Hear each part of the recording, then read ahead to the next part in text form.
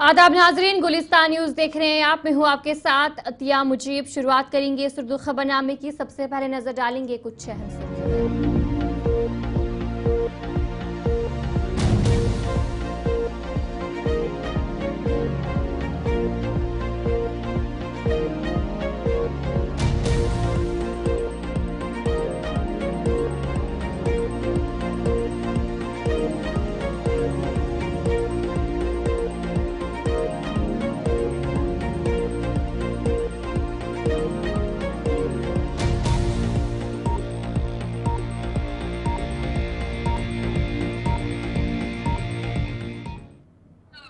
तो चलिए थी कुछ अहम सुर्खियां। आप दीगर खबरों की तरफ भी रुख करेंगे। शुरुआत करेंगे बड़ी खबर के साथ, जहां पर राजभवन श्रीनगर में एक आला सतही इजलास जो है वो मुनक्किद हुआ। वजीर दाखिला अमित शाह की सदारत में जो इजलास है वो हो रहा है और सिक्योरिटी सालमियत पर तबादला ख्याल जो है वो किया जा रहा है। और इस इजलास में लेफ्टिनेंट गवर्नर मनोज सिन्हा और दीगर अफसरान भी इस मीटिंग में शरीक हुए हैं। और जिस तरीके से अमित शाह जम्मू कश्मीर के दौरे पर है और आज सुबह भी राजभवन में उनकी तरफ से इजलास मुनक्किद किया गया था।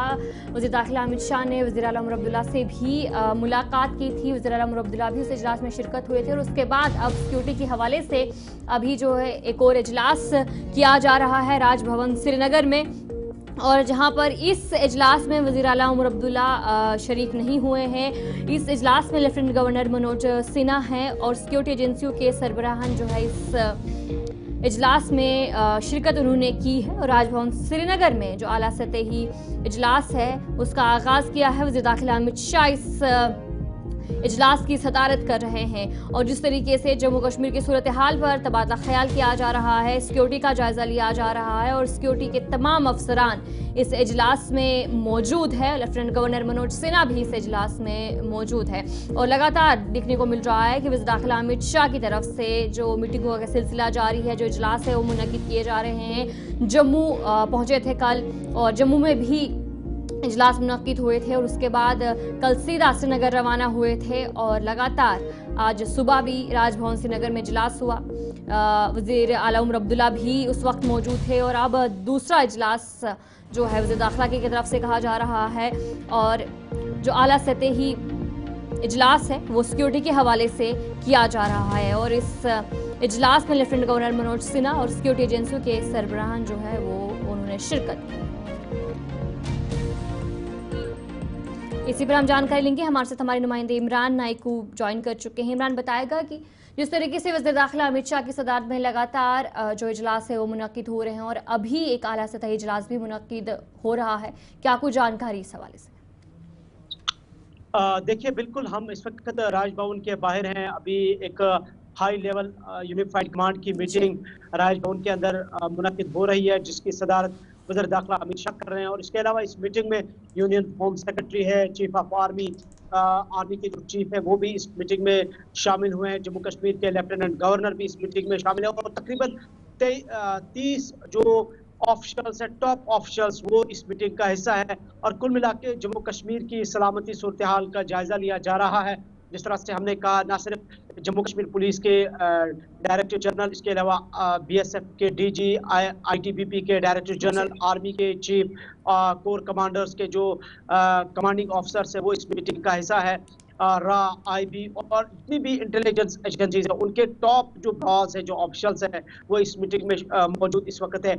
ये दूसरी मीटिंग है आज दिन की, जहां तक ताल्लुक है श्रीनगर में होम मिनिस्टर के मीटिंग्स का। पहली मीटिंग, जिस तरह से आपने भी कहा कि जम्मू कश्मीर की मजमूई डेवलपमेंटल प्रोजेक्ट्स या तरक्याती मंसूबों का जायजा लिया गया, जिसमें वज़ीर आला उमर अब्दुल्ला भी शामिल थे।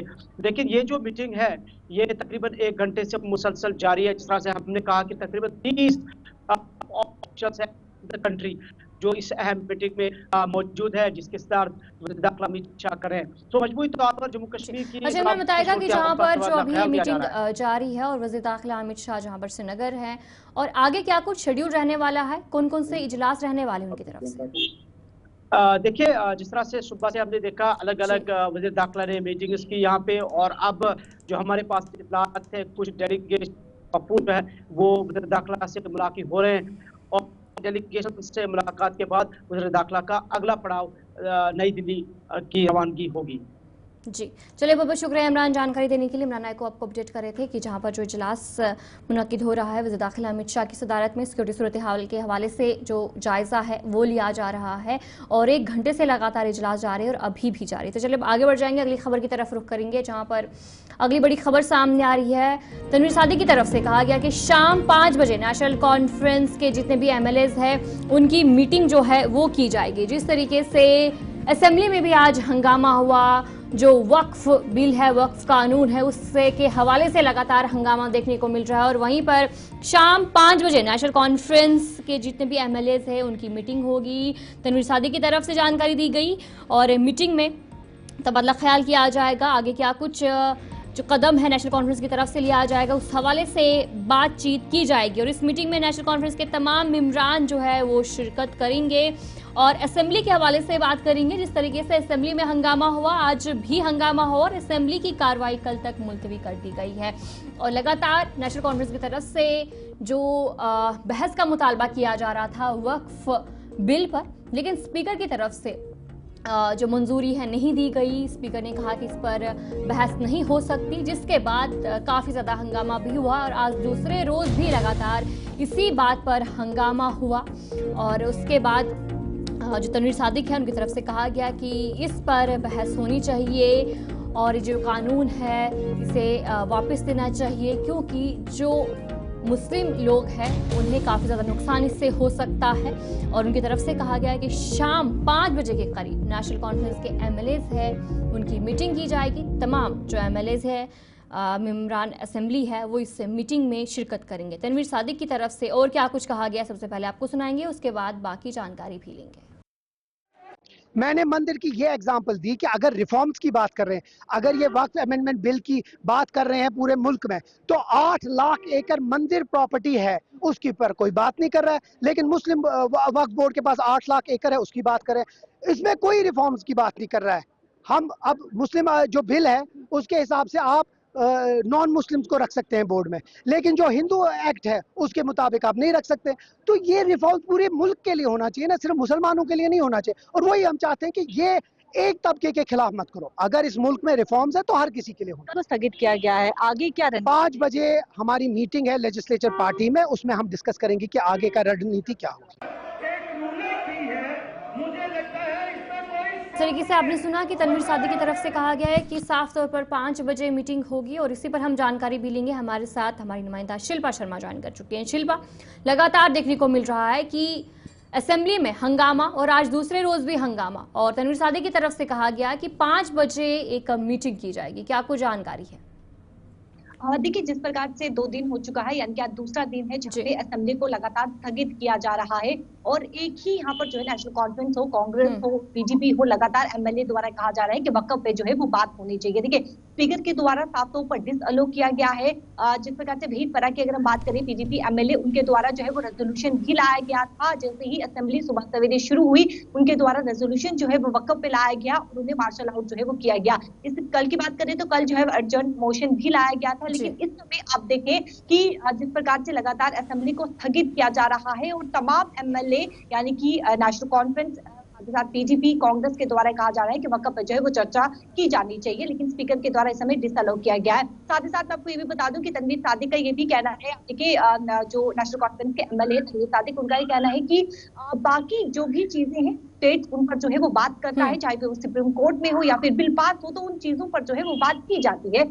आखिरकार इस पर वक्फ पे जो है वो डिस्कस क्यों नहीं किया जा रहा? पार्लियामेंट अथॉरिटी को चैलेंज नहीं कर रहे हैं, लेकिन उनका ये कहना है कि डिस्कशन इस पे होनी चाहिए, क्योंकि इस समय लोग जो है वो इसको लेकर विरोध प्रदर्शन कर रहे हैं, सड़कों पर उतर रहे हैं और 5 बजे जो है लेजिस्लेटर यहाँ पर मीटिंग भी बुलाई गई है। यानी कि कल जो नेशनल कॉन्फ्रेंस के MLA हैं जब वो प्रवेश करेंगे तो एक रणनीति के साथ असेंबली में प्रवेश करेंगे। वो रणनीति क्या? शिल्पा, जहां पर आज ये पूरा हंगामा हुआ और साथ ही साथ ये चीज भी सामने को देखने को मिली कि कहा जा रहा था कि जो स्पीकर है उसे भी चेंज कर दिया जाए, क्योंकि जिस तरीके से जो वक्फ का मुद्दा है वो गरमाया हुआ है इस वक्त जम्मू कश्मीर असेंबली में। इस हवाले से क्या कुछ जानकारी है?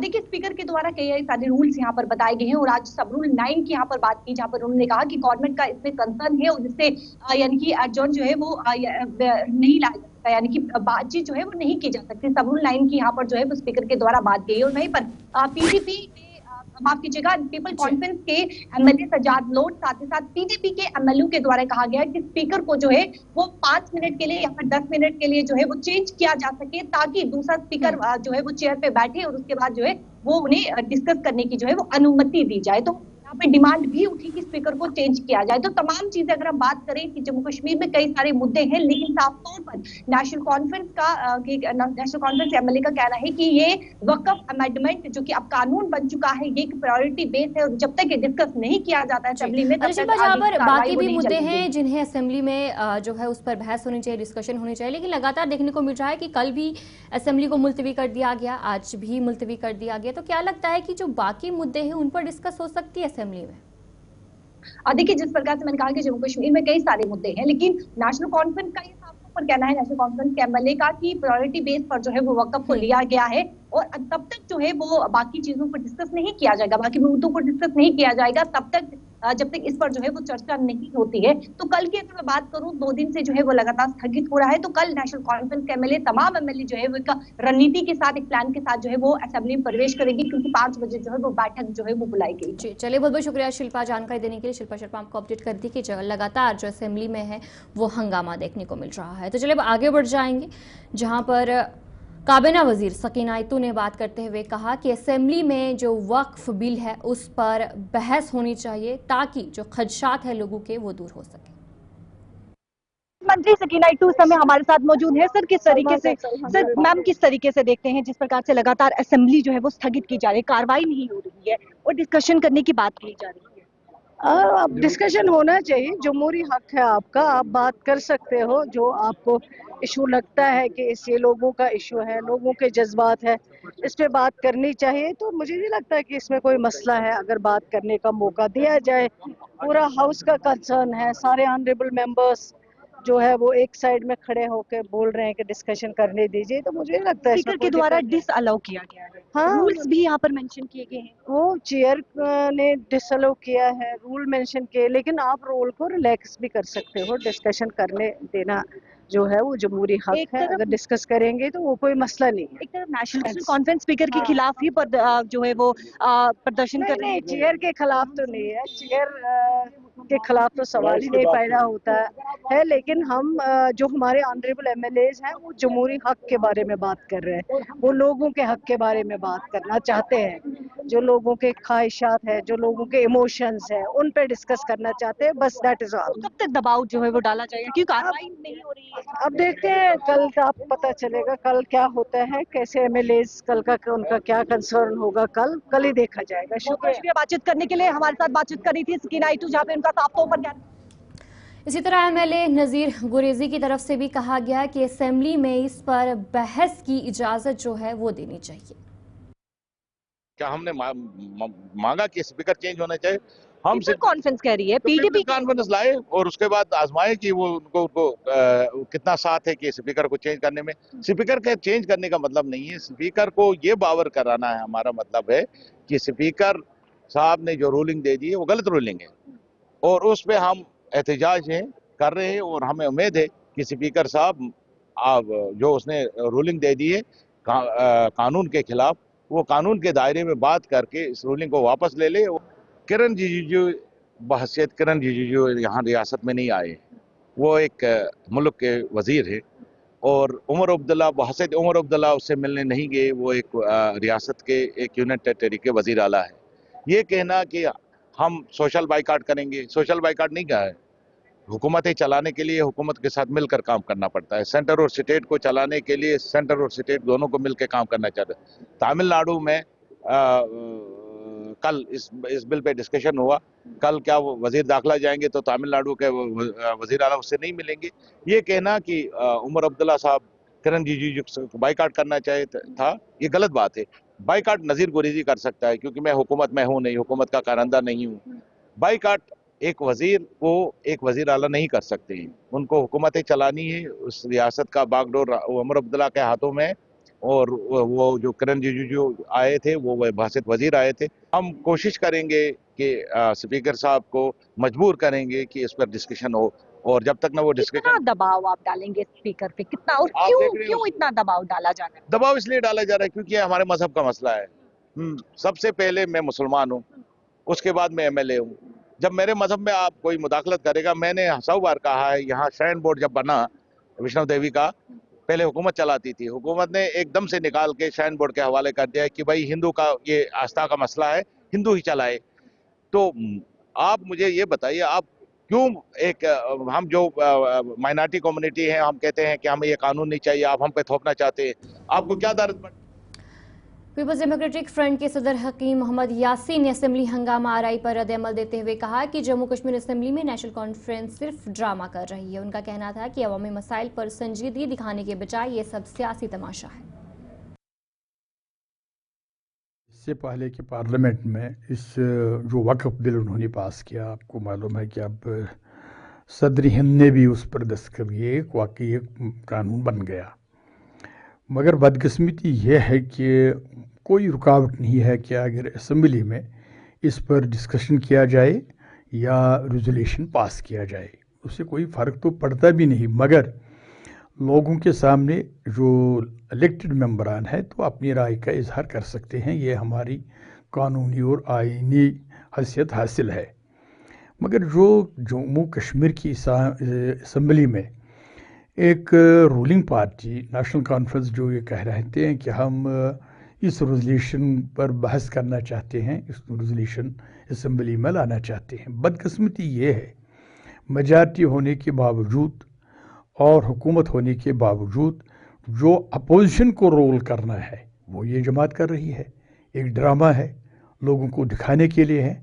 अगर ये मुखलिस होते, अगर इनमें संजीदगी होती है कि इस पर बहस होना चाहिए, इसमें वस्ती कश्मीर के ज़िला बडगाम के मुतअद्दिद देहात के रिहायशियों ने एनएच हुक्काम के खिलाफ एहतजाज किया। मुजाहिरीन का मुतालबा था कि धरमुना सोईबुग के मुकाम पर एक अप्रोच रोड के जरिए रिंग रोड से फौरी कनेक्टिविटी फराहम की जाए ताकि पूरा इलाका एक सड़क से मुस्तफ़ीद हो सके। मुजाहिरीन ने इंतज़ामिया से अपील की है कि उन्हें इस सहूलियात से महरूम ना रखा जाए और उन्होंने मरकज़ी वज़ीर नितिन गडकरी से भी अपील की है कि उस मसले को संजीदगी से लेकर हल करें। आज हम लोग इतने मजबूर हो चुके हैं, आज तक हमें ये भरोसा दिलाया गया था, आश्वासन दिलाया गया था कि हम आपके इस रिंग रोड जो हमारे पारीपरस सोईबुग रोड एट द किलोमीटर 7 पे इंटरसेप्ट करता है, और यहाँ पे उन्होंने एक वो ब्रिज बनाया है जो तकरीबन 25 फुट ऊपर है हमारे मेन रोड से, और हमारे इलाके जो 8 तहसीलों को कनेक्ट करता है और 8 तहसीलों के लोग इसी रोड से जाते हैं। लेकिन इन लोगों के लिए हमने पहले से ही एक अप्रोच रोड के लिए रिक्वेस्ट की थी, चाहे वो हर एक कॉर्नर पे हम गए थे, चाहे वो प्रोजेक्ट ऑफिसर था इसका NH 44 रिंग रोड का था, चाहे हम डिवीजन कमिश्नर था, चाहे डिप्टी कमिश्नर था, चाहे हमारे जो लोकल उस वक्त के गवर्नर साहब यहाँ पे ये करते थे, हेड करते थे, उनके पास भी भेजा था, और अब नई गवर्नमेंट आई है उनके पास भी पहुंचा है। और साथ ही हमारे जो शोरा बयान पार्लियामेंट मेंबर आगे शहीद रूलर साहब, उसके जरिए से नितिन गडकरी के पास भी कागज भेजा था और नितिन गडकरी ने आश्वासन दिया था, आगे साहब आपकी डिमांड ये जेन्युइन है और इसका हम जरूर वहाँ पे एक अप्रोच रखेंगे। मुझे इंफॉर्मेशन मिली थी दूसरे दिन, पाल साहब अप्रोच रोड आपका सैंक्शन हुआ है। मैंने नितिन गडकरी के बारे में एक बात बताऊंगा, ये एक वो मिनिस्टर है यूनियन कैबिनेट में जो वाकई तामीर करना चाहता है हिंदुस्तान को, और हमें पूरा भरोसा है नितिन गडकरी साहब ने जब ये एक्सेप्ट किया है तो हमारे लिए उसने एक कन्वीनियंस अच्छी तरीके से सैंक्शन की है। और आज जब ये रिंग रोड को क्लोज कर रहे हैं और हम इतने डिसअपॉइंट हुए हैं, सारे लोग यहाँ पे जो जमा है तो इसीलिए जमा है कि शायद हमारे साथ धोखा हुआ है। धोखा हुआ है। मेरे पास सारे पेपर्स हैं जो हम हर एक कॉर्नर, चाहे चीफ मिनिस्टर, चाहे गडकरी साहब था, चाहे पार्लियामेंट मेंबर था, चाहे डिवीजन करता, हमारे पास ये सारे कागजात हैं। मकसद लैंड गो रिंग रोडस तल यह गो वारिया पता दित यमो कह पोस यथ न आज मार्केटिंग, मगर अस वादा आमुत करने कि अस हसा थो तथ रोड थो तथ लिंक कनेक्ट ताकि तुह ति खिचो अत पे, मगर आज तान फिरवस यमो इथे पे अपोज हु यह तो बहरहाल थोवुक न कह। आज गए मजबूर ये प्रोटेस्ट करने खतर। अमुक रीजन जनाब युस नमो यह रोड अस थो कनेक्ट ये सह, लिहाजा कर सन गुजारिश यम अमिक हुकाम तमन सन गुजारिश अस करितो ये मामलात हल युस अस रोड यथ सत कनेक्ट युस अस पगह दरकार लगे यमन आम जमींदारन ये यह जमींदार ब्या जमींदार पुअर फैमिली यत ताकि ये यथ पे पन रोजगार पकन लिहाजा कर सन गुजारिश मोत बना गुजारिश इन आला हुकामन DC सोबस खास कर अल्लाह ताला वारिया रुत असल DC सोब सोजमुत बडगमिस बे आगा सईद रूहुल्ला सोबस CM सोबस उमर अब्दुल्ला सोबस यम इलेक्शन जून तमिस भरपूर ताउन भरपूर साथ दितुस यंग LG सोबस सन गुजारिश। बारामूला के ओल्ड टाउन में मकामी शहरियों, ताजरों और सिविल सोसाइटी के अरकान ने PMGSY और R&B महकमों के खिलाफ एहतजाज किया। मुजाहिरीन ने इल्ज़ाम लगाया कि आज़ाद गुंज से खड़ियार तक सड़क इंतहाई खस्ता हाल है, जिससे आवाम को शदीद मुश्किलात का सामना करना पड़ता है। और साथ ही साथ मुजाहिरीन ने कहा कि उनके कारोबार में भी काफ़ी ज़्यादा नुकसान हो रहा है। जैसे आज हम यहाँ पे प्रोटेस्ट पे आए हैं, इस प्रोटेस्ट का मुद्दा और मकसद यही है कि हम भी इस इलाके के बाशिंदगान हैं और हम इस मुल्क के सिटीज़न हैं। आप देखिए हमारे रोडों की हालत क्या है, आप देखिए हमारी ड्रेन्स की क्या कंडीशन है, आप देखिए हमारे जितने भी मसाइल हैं, हम लोगों को यहाँ की आबादी को एक मुझे लगता है एक प्लानिंग के तहत मसले मसाइलों में उलझा कर हमें एक उस तरीके का सिटीज़न प्रूव करना चाहते हैं मुल्क के सामने। हमारी ये गुजारिश है कि हम भी इस मुल्क के बाशिंदगान हैं, हम भी इस इलाके के रहने वाले, हम भी इंसान हैं, हमारे अंदर भी जान है, हम भी रोज़मर्रा की तरह से ज़िंदगियाँ गुजारते हैं। हम चाहते हैं कि हमें अपनी फैसिलिटी दी जाए। जो हमारे रोड्स ख़राब हो चुके हैं तो ये महकमा को हमारे प्रोटेस्ट से पहले ही आना चाहिए और इन रोडों को खुद देखना चाहिए, लेकिन यहाँ पे कोई अकाउंटेबिलिटी नहीं है। और यहाँ पे काफ़ी टाइम हमारे मोहल्लादारान भी, हमारे प्रेसिडेंट साहिबान मोहल्ले के जब जितने भी हैं या मार्केट के प्रेसिडेंट साहब जितने भी हैं, उन्होंने वक्त पे ये बात आगे उठाई थी, लेकिन कोई असर नहीं आपको दिखने को मिल रहा है। ये ट्रेडर्स का या सिविल सोसाइटी का सबका साथ है और सब लोग यही चाहते हैं कि जो रोड है आज़ाद से लेकर खादनियार तक इसको ठीक किया जाए, कि रोड की बड़ी खस्ता हालत हो गई है, बड़ा मरम्मत तलब रोड है। हालांकि हमने कई बार डिस्ट्रिक्ट एडमिनिस्ट्रेशन से भी, कंसर्न डिपार्टमेंट से गुजारिश की थी, लेकिन कोई सुनता ही नहीं है। इस बार हम फिर आपकी वसात से फिर गुजारिश करते हैं, हम मीडिया के बहुत शुक्रगुजार हैं, आपकी वसात से गुजारिश करते हैं कि हम इस रोड को मुद्दा और मकसद ये है, पिछले 5 सालों से ये रोड PMGY को है। PMGY वालों ने इसकी मैग्नेटाइजेशन भी की, इसकी मैग्नेटाइजेशन इस अंदाज से हुई। तो चलिए इस उर्दू खबरनामे में इतना ही। अभी के लिए मुझे दीजिए इजाजत और आप बने रहिए गुलिस्तान न्यूज़ के साथ।